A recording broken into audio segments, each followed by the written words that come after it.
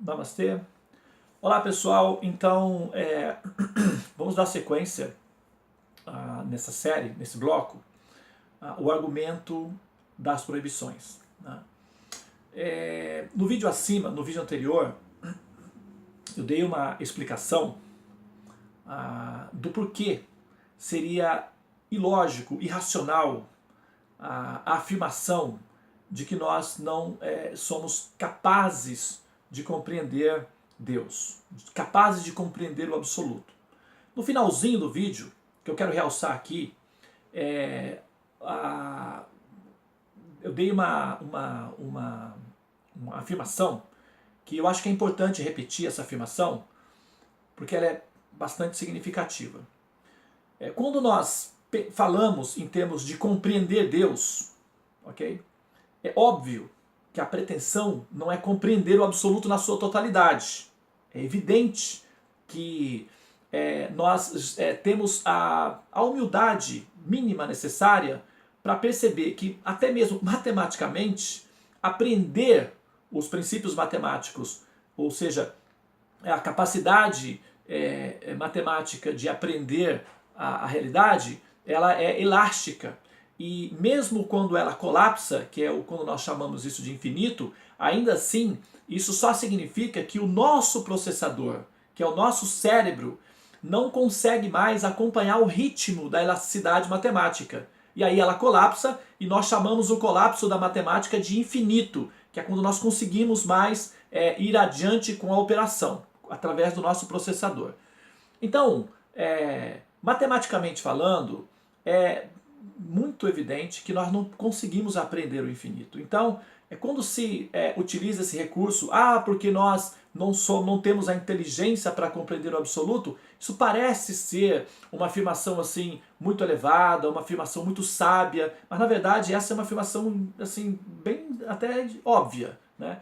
É claro que a intenção não é necessariamente aprender o absoluto, porque isso não é possível matematicamente e até mesmo conceitualmente. O que nós queremos quando falamos que temos inteligência sim para compreender Deus, não é compreender Deus na sua totalidade. É compreender a atividade de Deus. É compreender o porquê Deus, o porquê o Supremo, o porquê o Senhor Supremo, o porquê essa potência suprema faz o que faz, que nos afeta diretamente. Eu acho que assim, se o governo, eu vou dar uma metáfora, se o governo cria uma lei e que essa lei vai fazer com que você perca 10% do seu salário, ora, eu acho que você tem total direito de reclamar e querer entender o porquê o governo está tomando essa atitude. Qual seria a razão lógica pela qual o governo deveria tomar uma atitude que vai te afetar diretamente. Okay? Supomos que a escola do seu filho tome a seguinte decisão. Ela vai liberar as crianças meia hora antes do normal. Veja bem, meia hora para quem mora numa cidade como São Paulo, que acontecem muitos imprevistos, ou mesmo para quem tem um emprego fixo, meia hora significa uma questão muito grande a ser resolvida, uma logística fantástica a ser equacionada para ser resolvida essa questão. Portanto, a escola, a direção da escola, não pode tomar uma atitude dessa sem antes consultar os pais para ver a logística dessa mudança, a possibilidade dessa logística. Isso é uma questão muito prática.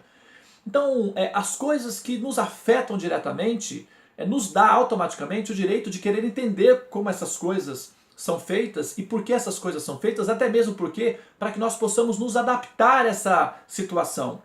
Ok? Isso é bastante assim do bom senso, é uma questão de bom senso. Então, quando nós sugerimos que o Senhor Supremo, que essa potência suprema não seria negligente ao ponto de proporcionar à sua criatura uma máquina que seria um corpo, com um processador que seria o cérebro, capaz de fazer conjecturações existenciais a respeito da própria existência e ao mesmo tempo negligenciaria o recurso mediante a qual esse ser, explorando o recurso que é a própria inteligência, poderia compreender esse ser, isso é uma questão de bom senso. Não é uma questão de arrogância ou de pretensão. Até mesmo porque a ideia não é necessariamente aprender, como eu falei, o Supremo na sua totalidade. É apenas compreender o porquê o Supremo, o porquê essa potência, o porquê Deus cria o mundo material e, em tese, pelo menos a princípio, em tese, teria nos colocado dentro desse mundo material, porque isso nos afeta diretamente. Aí está você, aí estou eu, pagando a conta de uma decisão que foi tomada por Deus, ou seja por uma questão de retaliação, de vingança contra nós, porque originalmente nós nos ficamos invejosos em relação a Ele, ou porque nós decidimos não estar mais com Ele, ou porque nós, enfim, fomos colocados aqui para evoluir e aprender a amar a Ele. Enfim, independente de qual tenha sido a motivação para que Ele tenha feito em termos da sua decisão final, é importante que nós saibamos se nós temos realmente a responsabilidade dessa culpa e por que nós teríamos tomado uma atitude como essa dentro de um ambiente em que haveria aí a perfeição, onde haveria aí o amor pleno. Essas contradições todas nos fazem refletir sobre a natureza da existência. O lado positivo desse conflito, desse paradoxo, dessa charada, desse quebra-cabeça, é que ela funciona como uma terapia ocupacional. Ou seja, enquanto nós, os chamados espiritualistas, ou até mesmo os materialistas, digamos assim, os pensadores ateístas, digamos assim, a terapia é ficar constantemente pensando em Deus.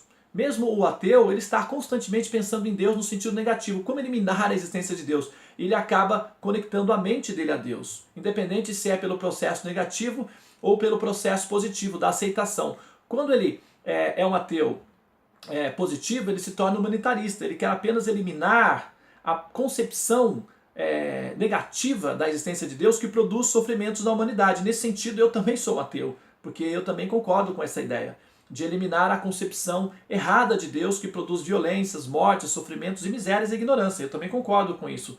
Agora, isso não significa que o fato de uma pessoa ser um ateu, ela não possa ser um ser evoluído, desde que ela se torne um humanitarista.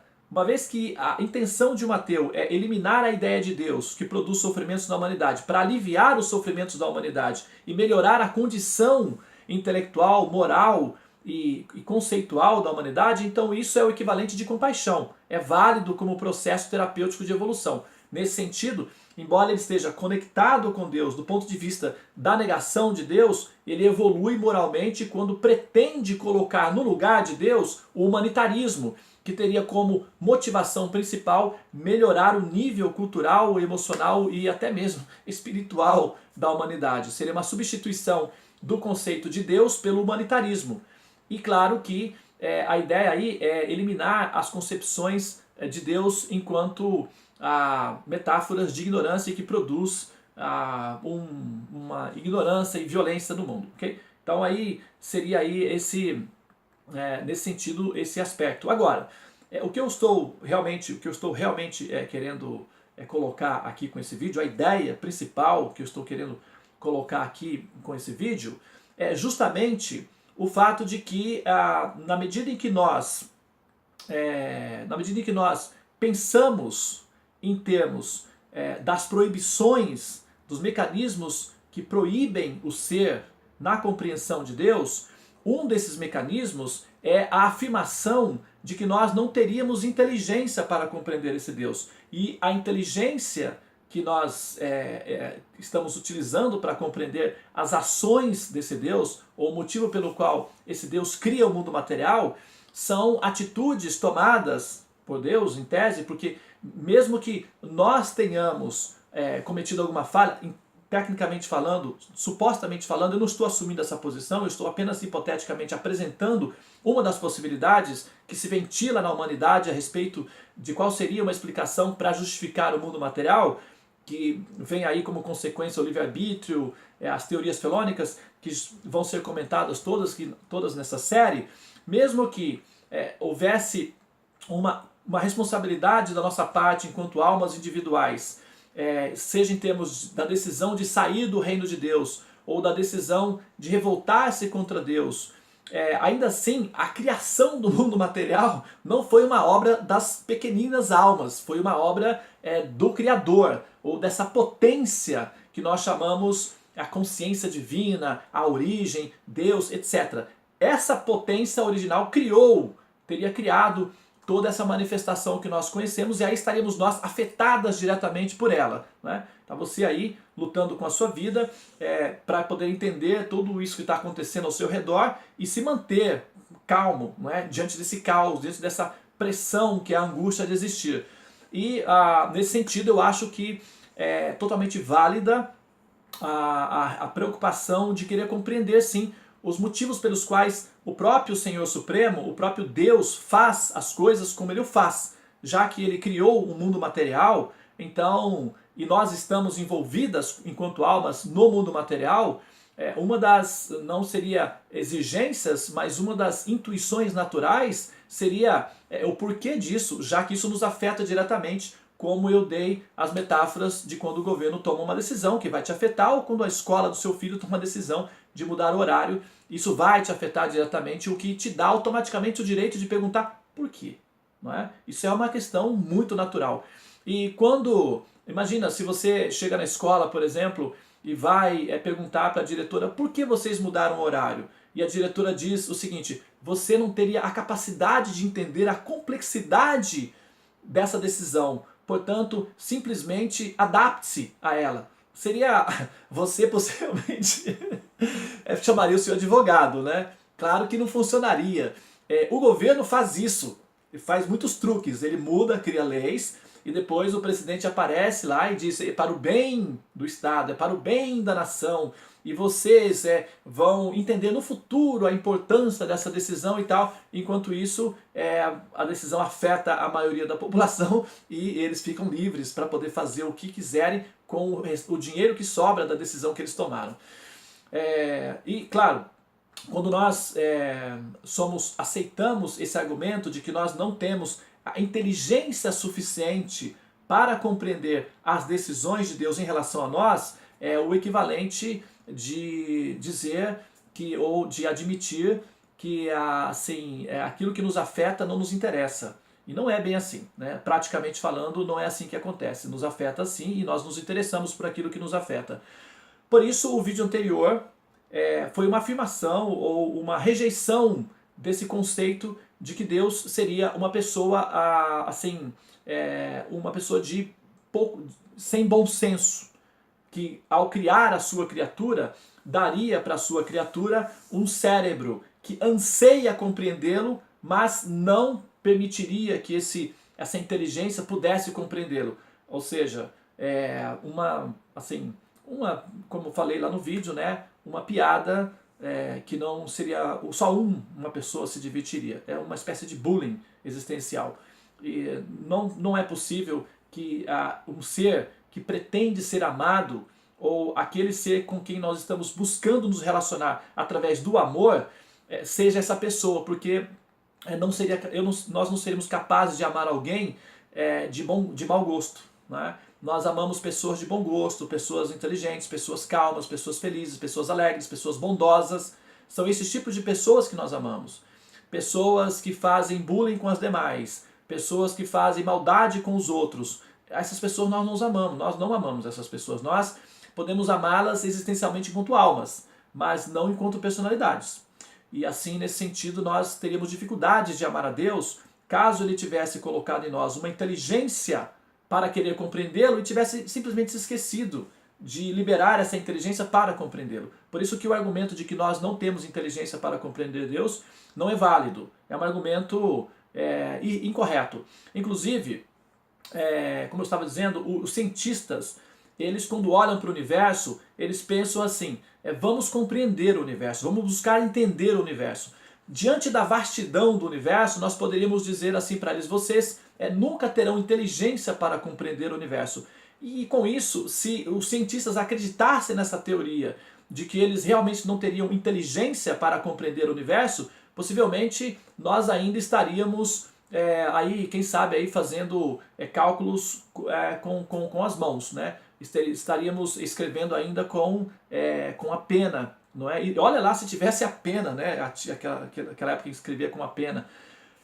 Felizmente, eles têm essa motivação constante, esse entusiasmo, a terapia de descobrir o que é o universo, como o universo se manifesta, é uma terapia alegre, agradável e que motiva o ser humano a pensar e cria cientistas, pensadores nesse sentido.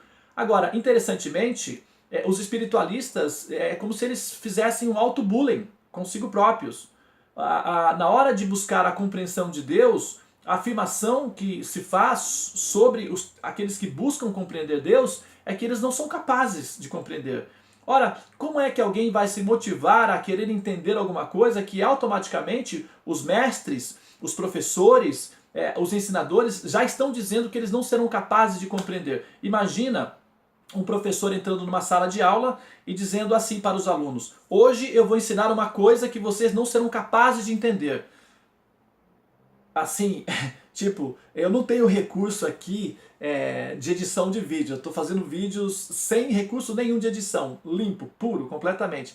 Seria agora o horário de colocar aquele grilozinho, né? Cri, cri, cri. Eu não tenho esse recurso, então você usa aí o recurso da imaginação para só imaginar como é que ficaria a situação dos alunos ouvindo o professor diante deles dizendo o seguinte: bem, esse é um assunto que eu devo explicar para vocês, mas que vocês já devem saber de antemão que vocês não aprenderão. Então eu vou ensinar um assunto que vocês não aprenderão. Quer dizer, é uma coisa assim bastante irregular essa afirmação. Portanto, essa conjecturação que os próprios espiritualistas fazem de si mesmos é uma espécie de auto-bullying. E isso é uma castração, é um princípio de proibição que não se justifica de fato, realmente. Na hora em que nós aplicamos a lógica para entender essa lógica de que nós não teríamos a capacidade para entender Deus, mesmo usando métodos científicos, ou mesmo usando métodos teológicos ou metafísicos, como é que nós não poderíamos compreender algo que a nossa inteligência, por intuição, rastreia e anseia? Não é? E se nós tivéssemos a intuição de querer compreender Deus, mas não tivéssemos a condição de compreendê-lo, isso seria o equivalente de nós estarmos sendo uma experiência de mau gosto de Deus, criando esse sofrimento desnecessário. Assim, mais uma vez, para fechar o raciocínio, a ideia não é compreender Deus na sua totalidade. Evidentemente que isso não é possível, claro que não, isso é óbvio que não é. Nós queremos compreender apenas o porquê Deus cria o mundo material. Essa é apenas uma das atividades de Deus. Isso não inclui todas as atividades de Deus. Ele não a ocupação dessa potência absoluta não é apenas de criar o mundo material. Essa é uma das ocupações. São infinitas outras ocupações. Essa é apenas uma.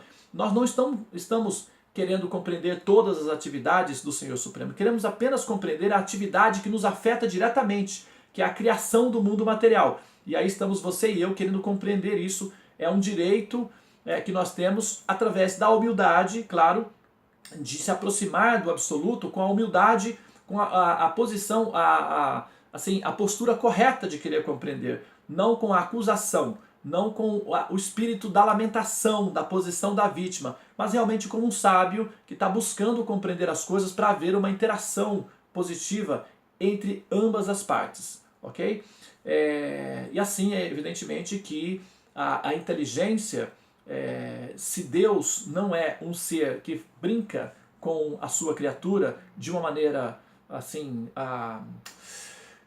de uma maneira sádica ou de uma maneira incorreta, então nós, como foi dito no vídeo anterior, nós teríamos sim a capacidade para compreender esse ser. Agora, no vídeo abaixo, nós começamos então com a seguinte colocação.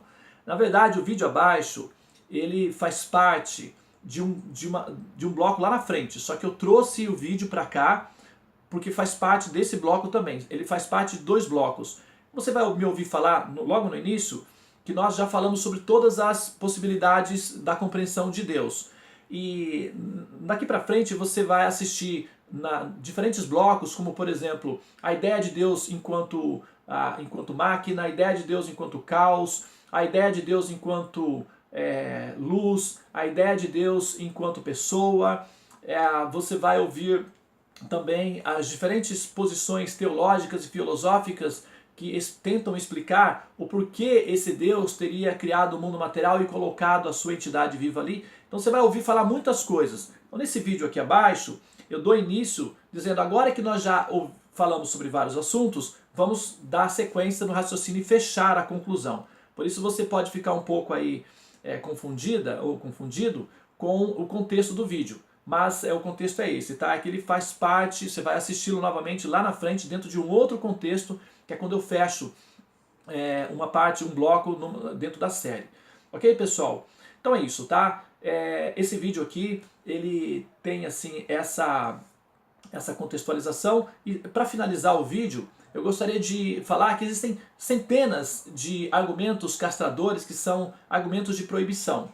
Eu não vou falar todos, eu vou mencionar alguns que são os mais curiosos. Por exemplo, quando você começa a fazer perguntas, por exemplo, a origem do mal, por que o mal existe, por que os sofrimentos existem, ou por que o mundo foi criado. Se você tem, por exemplo, um líder como um pastor evangélico, que é muito comum isso daí, eu não estou falando mal deles, eu só estou falando de um traço cultural que eles têm, justamente de afirmar que essas perguntas aparecem na sua mente porque você possivelmente está envolvido aí com fantasmas ou com um demônio que entrou na sua cabeça e está fazendo você perder a sua fé ou coisas assim. É o recurso que eles utilizam justamente pelo fato de não terem respostas objetivas para equacionar a questão, e é um paliativo que é um argumento de proibição. Então esse argumento de proibição vai impedir com que você continue pensando no assunto. De certa forma vai funcionar, que você vai ficar mais tranquilo, porque como equacionar a questão é realmente difícil, fica de certa forma um recurso interessante jogar a culpa no chamado diabo, demônio, e acreditar que esses tipos de inquisições ou de desejos de entender as coisas é um ato, uma criação do demônio. Normalmente é o que o pessoal utiliza como recurso, tá? Não estou falando que em todas as linhas espirituais, eu estou só mencionando o que é mais comum entre as pessoas que são do meio evangélico e que está acostumado a lidar com os terapeutas enquanto pastores evangélicos. Agora, entre aqueles que são espiritualistas, esotéricos, etc., o argumento de proibição normalmente é esse daí que eu falei, que nós somos pequeninos, somos pequeninas, somos almas pequeninas e que não temos a compreensão do absoluto, não somos capazes de entender o absoluto, e o mesmo tipo de recurso que o pastor evangélico utiliza, só que com um humor esotérico, com uma tonalidade esotérica, mas a fundação do recurso é o mesmo, ou seja, afirmar que nós não somos capazes de compreender os chamados mistérios do universo ou os mistérios de Deus. Lembrando bem que o materialista, o cientista, ele não tem esse preconceito contra si mesmo. Quando ele olha para o universo, ele pensa da seguinte maneira: que delícia descobrir o universo. Que delícia continuar entendendo, investigando e procurar compreender cada vez mais o universo. Já o espiritualista chega num ponto que chega nesse nível, você é incapaz de compreender. Então, quer dizer, a pesquisa para por aí e o entusiasmo de continuar investigando para por aí. A produção de pensadores morre, ou seja, para por aí. E claro que não é um incentivo ao espiritualista, aos pensadores espirituais, quando você tem diante de você um muro que é um obstáculo que já de antemão já te avisa. Você não é capaz de compreender Deus. Justamente por esse fato é que talvez tantas pessoas se desinteressem da pesquisa de Deus e se interessem muito mais pela pesquisa do universo, porque os cientistas são mais entusiastas na busca, na descoberta, que os espiritualistas, devido a esse muro aí, esse obstáculo que foi criado, que é um obstáculo conceitual, ele nem é comprovado realmente, é uma teoria de que nós não somos capazes de investigar e de nos relacionarmos organicamente para compreender Deus e as suas intenções, ok? Só mais uma curiosidade de um argumento de proibição. Como eu faço parte de uma comunidade Vaishnava, e aí os Vaishnavas vão entender bem o que eu estou falando, inclusive aqui abaixo tem uma série de vídeos, né, especificamente para Vaishnavas, justamente para recontextualizar essa questão aí, que é muito comum aparecer entre os Vaishnavas, não é? Quando alguém está questionando ou perguntando ou querendo entender o assunto de uma maneira racional, de uma maneira coerente, normalmente se diz que ele está especulando, né? Não especule. Normalmente, talvez você, muita gente não vai entender essa expressão, mas você que é Vaishnava, você vai entender, é aquela expressão, não especula, Prabhu. Não especula, Prabhu, você está especulando. Ou seja, é o mesmo recurso. O evangélico, o pastor evangélico vai dizer que o rapaz está com demônios na cabeça. O esotérico vai dizer que a cabeça dele é muito arrogante. Não, a cabeça dele é pequena para entender a verdade. E o universo Vaishnava vai dizer que justamente você está especulando. Então, quer dizer, são todos argumentos que restringem o entusiasmo do ser de continuar investigando. Inclusive existem leis retaliando as pessoas que justamente querem investigar a questão, não apenas dentro do universo Vaishnava, evidentemente, dentro de todas as religiões existem argumentos castradores, proibidores e inibidores da pesquisa teológica, ou seja, um engessamento do pensamento. E é natural que seja assim, porque existe muito medo envolvido. Existem também muitos aventureiros, né, claro, e os aventureiros criam muitas especulações realmente. Mas, quando você tem uma pesquisa que está baseado nas informações já adquiridas pelos outros pensadores anteriores, e ao mesmo tempo ela dá um passo adiante na percepção daquilo que nós entendemos como sendo Deus do ponto de vista com inteligência, com coerência e com orientação no sentido de que isso vai te levar a um objetivo que vai melhorar a sua relação de amor com Deus, eu não vejo por que isso deveria ser necessariamente rejeitado, uma vez que nós estamos entre pensadores, entre buscadores, e nós chegamos aos caminhos espirituais depois de ter analisado a realidade e verificado que ela não é suficiente para nos trazer felicidade. Então nós utilizamos muito a nossa inteligência para decidirmos sermos pessoas que aceitaríamos, abraçaríamos um caminho espiritual, um caminho religioso. Para isso foi preciso usar a inteligência.